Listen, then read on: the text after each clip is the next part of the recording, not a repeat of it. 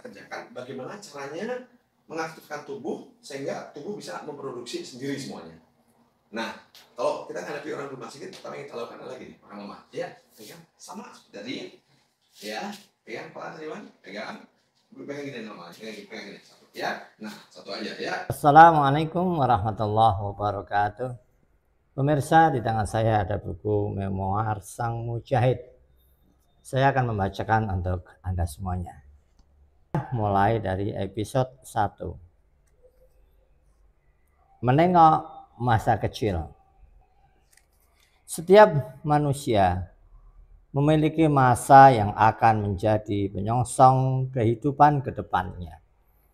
Entah masa itu terisi dengan kisah menyakitkan, membahagiakan, atau bahkan kisah baru yang mendorong untuk bangkit. Pada dasarnya, setiap kejadian dalam hidup memiliki peran tersendiri yang tidak jarang begitu berpengaruh pada masa depan seseorang kelak.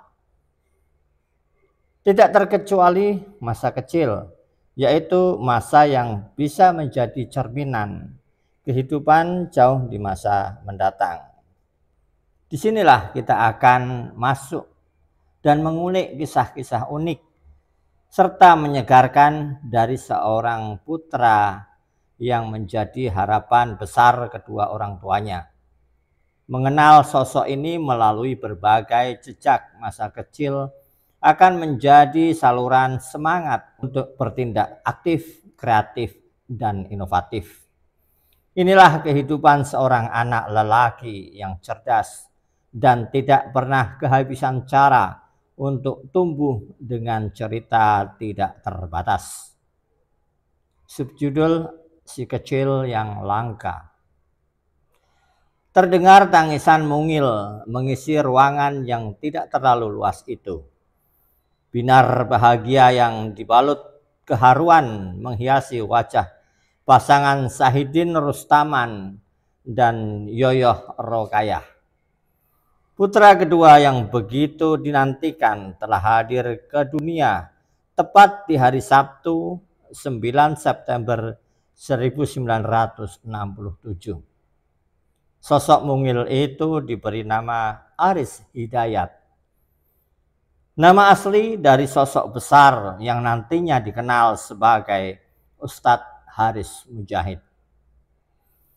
Beliau lahir dengan status adik dari seorang kakak dan kelak akan bertambah status pula menjadi seorang kakak dari 4 orang adik. Ya, lelaki yang di tubuhnya mengalir darah Sunda tersebut merupakan anak kedua dari 6 bersaudara. Ayah beliau adalah seorang angkatan bersenjata Republik Indonesia yang tentu sering ditugaskan ke berbagai daerah. Salah satunya pernah mendapat tugas di Timor Timur yang saat ini menjadi Timor Leste pada tahun 1978. Dan sempat juga menjadi salah satu pasukan Garuda yang bertugas ke Kongo di tahun 1960-an. Berlatar dari dunia militer inilah yang membuat pola asuh atau cara didik dari sang ayah cenderung keras dan disiplin.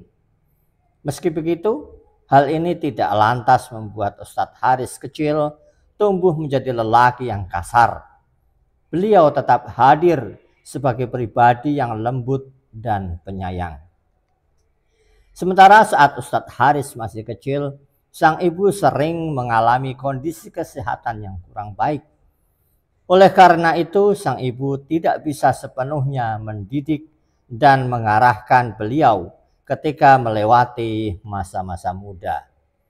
Situasi inilah yang pada akhirnya membuat Ustadz Haris kecil banyak melakukan eksplorasi dan belajar berbagai hal secara mandiri. Meski lahir di Jakarta, Ustadz Haris banyak menghabiskan masa kecil hingga remaja di Jawa Tengah. Di daerah Ambarawa tepatnya, sebuah kota kecamatan yang terletak di Kabupaten Semarang. Tempat yang berhawa cukup sejuk karena memang dekat dengan dataran tinggi. Tempat yang juga terkenal dengan rawa pening sebagai tujuan wisata populer di Semarang. Panorama rawa pening yang indah dan bentangan danau yang luas menjadi daya tarik bagi wisatawan. Wilayah rawa pening sendiri memiliki luas 2.670 hektar. Beberapa kecamatan di Kabupaten Semarang yang melingkupi wilayah danau tersebut yaitu Bawen, Tuntang, Banyu Biru, dan Ambarawa. Di Ambarawa inilah Ustadz Haris kecil mulai menempuh pendidikan dasar di Sekolah Dasar Lodoyong. Di masa kecilnya, tidak seperti kebanyakan anak SD yang pilihan permainannya adalah layang-layang atau petak umpet. Ustadz Haris kecil justru lebih banyak menghabiskan waktunya untuk bersepeda. Langkah kayuhnya sangat jauh, menyusuri berbagai tempat yang bahkan tidak pernah dilewati sebelumnya. Medan bertanah menjadi kesukaan beliau, hingga kerap tidak sadar telah mengikis jarak belasan kilometer dengan sepeda kesayangannya itu. Beliau menikmati tiap kayuhan dengan penuh rasa syukur karena mampu menghirup sejuknya udara dari Sang Pencipta. Bagi Ustadz Haris kecil, bersepeda adalah salah satu cara memaknai sebuah kehidupan. Selagi menggerakkan kaki dengan arah memutar secara bergiliran, Ustadz Haris kecil juga senang menengok ke arah pepohonan di samping jalan yang dilewati. Sesekali beliau memejamkan mata sambil menghirup udara pagi Ambarawa yang sejuk. Meresapi semilir angin yang berhembus lembut menyapa wajah beliau yang tampak begitu riang kala itu. Dalam hati, beliau terus merapal syukur akan betapa indah dan nikmatnya karunia dari Allah Subhanahu wa ta'ala. Meski kerap bersepeda sendirian, ada kalanya Ustadz Haris kecil juga menikmatinya bersama teman-temannya. Tawarnya khas anak-anak SD pun menggema di jalanan yang lengang kala itu. Awalnya mereka semua memang begitu riang, mengayuh beriringan. Tetapi saat jarak tempuh dirasa sudah terlalu jauh, masing-masing anak menyerah untuk melanjutkan. Pada akhirnya lagi-lagi Ustadz Haris kecil akan menghabiskan waktunya untuk melaju sendirian. Tidak hanya gemar bersepeda, masa kecil Ustadz Haris juga turut diwarnai dengan pola tingkah kreatif dan inovatif. Pernah suatu ketika, beliau membuat kandang burung merpati. Ya, beliau sejak kecil memang suka dan selalu berkeinginan memelihara berbagai jenis burung, termasuk burung merpati. Namun, apa spesialnya dengan membuat kandang merpati? Cara Ustadz Haris kecil dalam membuat kandang tersebutlah letak keunikannya. Bagaimana beliau membuatnya? Seolah-olah telah merencanakannya secara matang.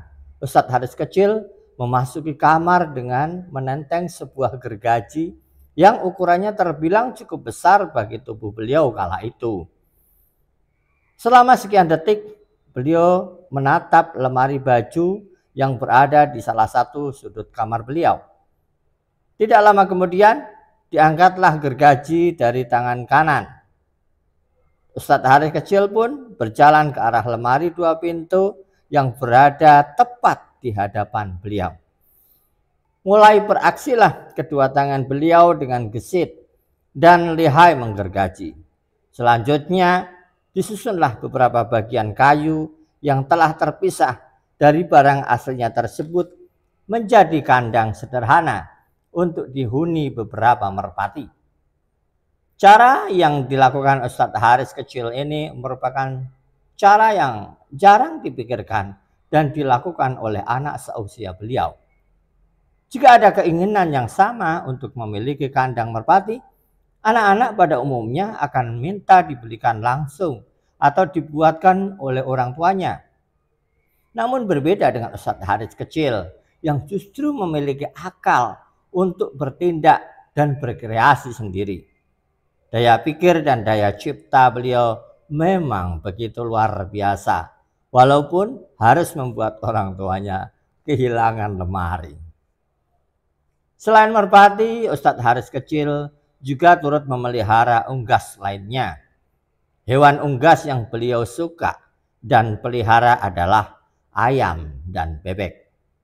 Perkara membuat kandang merpati dari lemari sudah cukup membuktikan jalan pikir Ustadz Haris kecil yang berbeda. Kali ini beliau juga bereksperimen dengan mengikut sertakan kedua jenis hewan peliharaan beliau tersebut. Saat itu kejailan dan rasa penasaran yang terlampau besar muncul dalam benak sehingga beliau melakukan uji coba yang terbilang nyeleneh, yaitu menukar telur ayam dengan telur bebek. Suatu hari aksi ini beliau lakukan di kandang ayam yang terletak di belakang rumah. Bentuk kandang ayam itu seperti lemari kecil dengan tinggi kurang dari 1 meter, potongan kayu bambu selebar 4 cm tersusun renggang pada kandang tersebut. Tempat berteduh ayam peliharaan Ustadz Haris kecil ini berada di bagian hampir ujung pekarangan rumah beliau. Saat menuju kandang, beliau berusaha menjaga langkah kaki agar tidak timbul suara, yaitu dengan berjalan jinjit tanpa alas kaki. Sedikit saja suara yang timbul bisa mengundang kesadaran induk ayam untuk mendekat.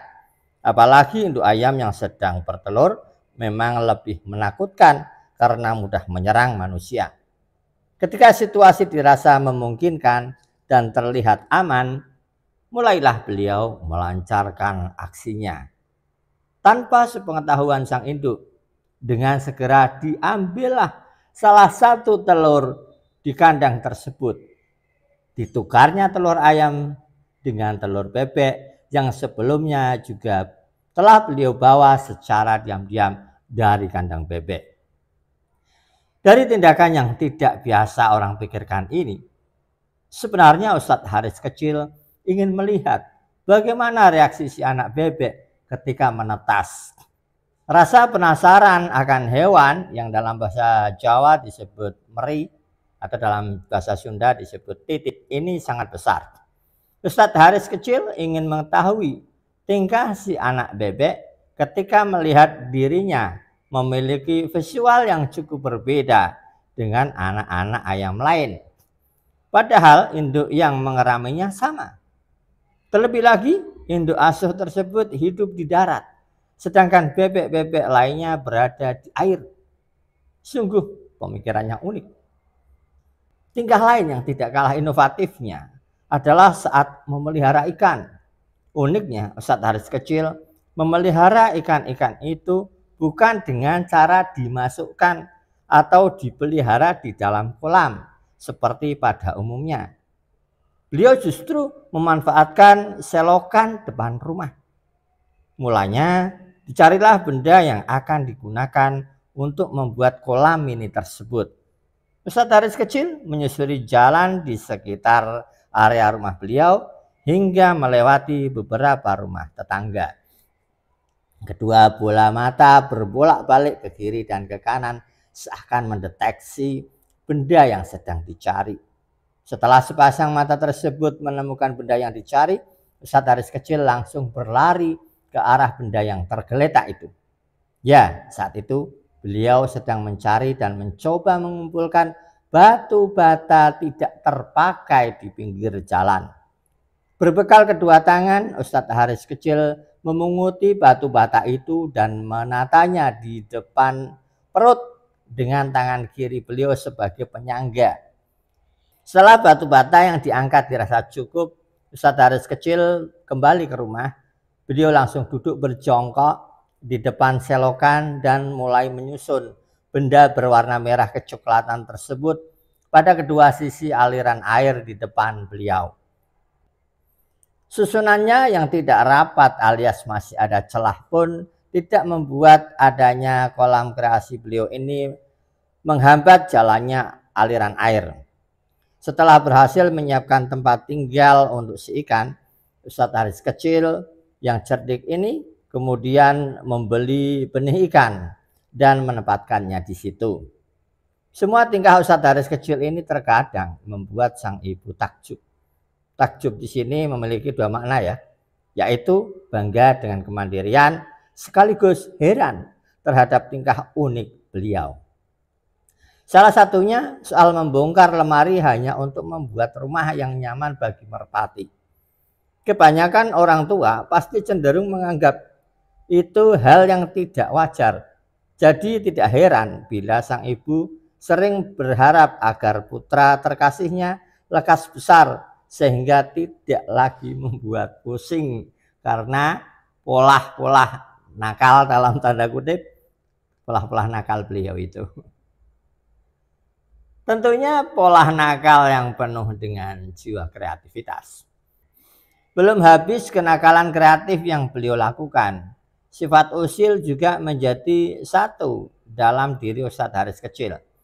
Bersama salah satu adik perempuannya yang bernama Nunung, beliau banyak menghabiskan waktu bermain beliau. Disinilah sifat usil itu keluar. Menjahili adik seakan menjadi rutinitas yang begitu mengasihkan bagi beliau. Misalnya, saat mereka bermain loncat-loncatan bebas dari ketinggian 4 meter. Ustadz Haris kecil sering melontarkan kalimat setengah ledekan kepada sang adik. Ayo Nung, kamu loncat. Kalau enggak loncat berarti kamu wedok.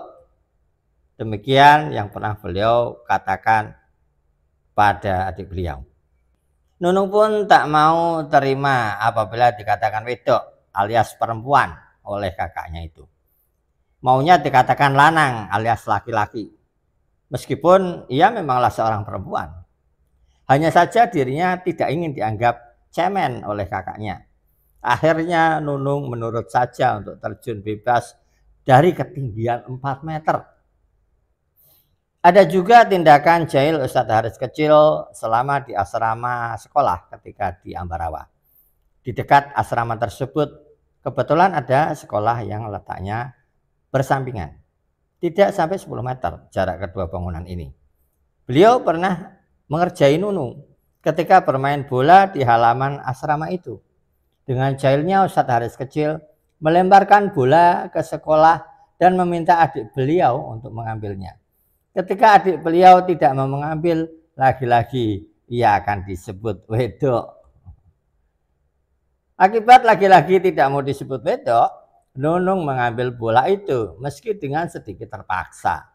Belum lagi situasi di sekolah yang tampak gelap laksana bangunan lama yang tidak pernah dijamah orang. Namun sesampainya di sana tiba-tiba bolanya sudah menjadi gepeng. Terlihat seperti ada yang merusak bolanya. Padahal di tempat itu tidak ada orang sama sekali. Takut. Nunung berpikir mungkin itu adalah kelakuan hantu penunggu sekolah yang diam-diam menonton mereka bermain bola. Ustadz Haris kecil yang menyaksikan Nunung ketakutan justru tertawa puas karena merasa kembali berhasil menjahili si adik. Ya begitulah di antara kejadian-kejadian beliau. Meski demikian, beliau adalah sosok kakak yang paling baik dan sangat bertanggung jawab bila sudah menyangkut persoalan sang adik. Ketika mulai tumbuh remaja, Ustadz Haris suka mengarahkan dan mengajarkan adik beliau pada hal-hal baik. Cara mengajarinya pun lebih banyak lewat tindakan-tindakan nyata. Selain kepada adik-adik, beliau juga merupakan anak yang sangat baik dan berbakti kepada kedua orang tua beliau.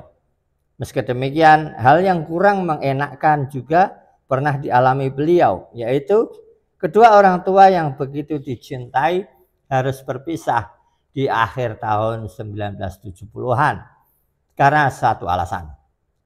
Namun hal tersebut tidak serta-merta membuat beliau merasa hancur atau hilang arah. Justru Ustadz Haris yang kini beranjak remaja kian menunjukkan sikap bakti beliau kepada orang tua. Bagi beliau, orang tua adalah nomor satu.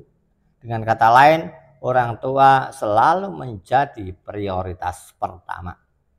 Inilah kisah kecil dari sosok yang kini kita kenal dengan Ustadz Haris Mujahid. Masa-masa yang telah dilalui di waktu kecil sedikit banyak telah berperan dalam membangun sosok yang kuat, bertanggung jawab, dan penuh rasa peduli akan sekitar. Sifat-sifat ini terus melekat dan semakin terasah selama perjalanan kehidupan selanjutnya. Kini kisah unik dan menarik akan berlanjut di dalam hari-hari Ustadz Haris remaja. Silakan pemirsa komen tentang subbab ini yang telah saya bacakan. Kita tunggu.